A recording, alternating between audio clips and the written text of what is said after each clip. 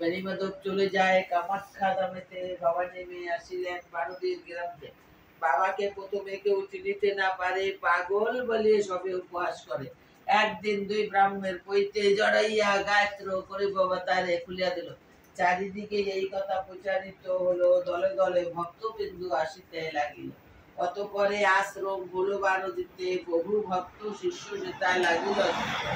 পাপি তাপি রুগীগত আসিল তথায় সবাকার কষ্ট বাবা করেনি। শিষ্য আর ভক্ত বাবা বলেন এ কথা, আমাকে ঠাকুরকে পুজো করা বেথা।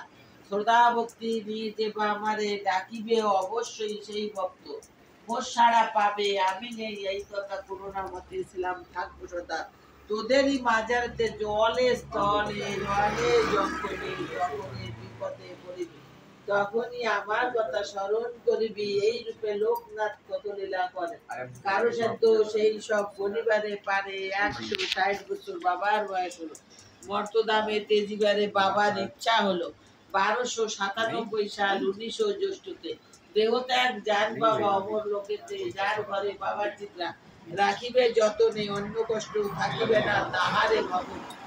রোগ শোক দুঃখ কষ্ট সব দূরে যাবে, পুত্র পুত্র সব সবে আনন্দে থাকিবে। বাবার পাঁচালী দেবা পরে কিংবা শোনে, পুণ্যবান সেই জন সদা রেখো মনে। কোন মন্ত্র কোন দীক্ষা নাই তাহার নামে, তাহার নামে মহামন্ত্র এই মর্ত ধামে। যত বেশি তার নাম যেত হবে মানব কল্যাণ।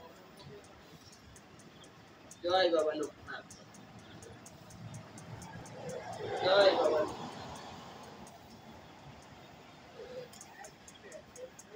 তুই তোর মারে নিয়েছিস।